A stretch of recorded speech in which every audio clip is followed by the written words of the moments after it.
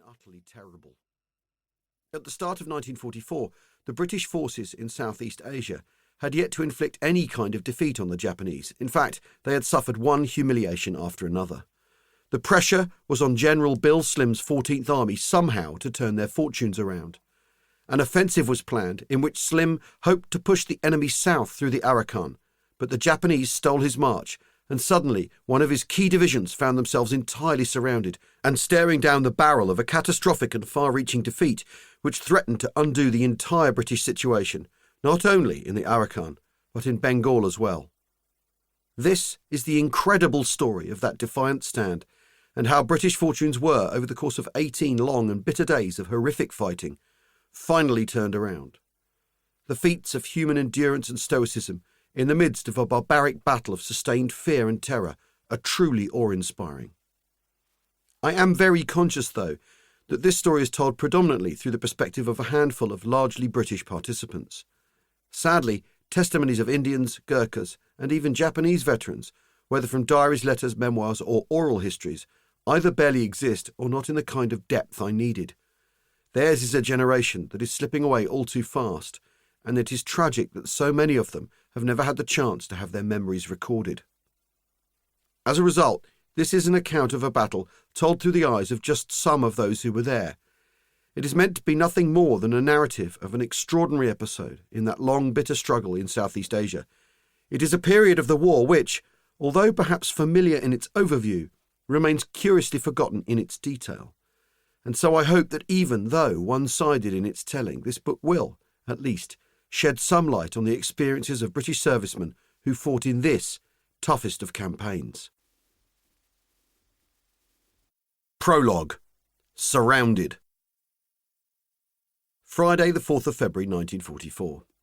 It was night time and still inky dark, with only the stars and the creamy glow of the moon to light the way.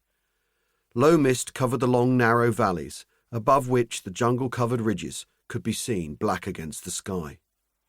And it was along the valley to the east of the Kalapanzin River and beneath the Pienchikala Ridge that the enemy were now on the move, quietly advancing northwards, thousands of them under the very noses of the British and Indian troops. They were Japanese infantry and artillery of the 55th Infantry Division, battle-hardened, motivated, and above all supremely confident troops, soldiers who, since invading Burma back in January 1942, had tasted only success. Japanese soldiers had repeatedly proved themselves to be far more adept at living and fighting in this extreme terrain. Highly disciplined, they fought with extreme bravery and savagery, and would very rarely allow themselves to be taken prisoner. Rather, they would fight on, to the death if necessary. Drummed into each and every recruit was the fundamental belief that any form of surrender was utterly unforgivable and would bring upon them and their family deep dishonour and shame. Iron discipline, combined with the ability either to dig in or move forward with both determination and apparent ease, made them a truly formidable enemy. For the British and Indian troops opposing them, for whom there was no such extreme devotion to duty and rarely such willingness to embrace sadistic violence, this was an enemy that seemed not entirely human, an enemy that so far had proved impossible to beat. But defeating these men was precisely what those British troops now at the front in the Arakan had to do. What's more, they were to do it while confronting a second enemy, the jungle itself. Little did the men of the 7th Indian Division realise, however, as they readied themselves for attack, that the Japanese were also about to launch a new offensive, and before the British. That same early February morning, tramping up a narrow jungle track through low but steep hills, was a mule column of some 200 animals, with one Gurkha officer and led by Major Sidney "Nobby" Clark and his troops.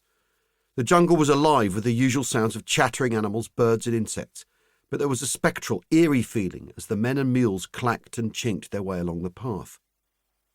The column was bringing supplies forward to the men of 114th Brigade, in preparation for an assault to try to finally force the Japanese back. Although only a cluster of huts and bamboo shelters, or bashas, the settlement of Buthidong held a prominent place on a bend in the wide Kalapanzin River, and more importantly, was at the end of the only road in the area.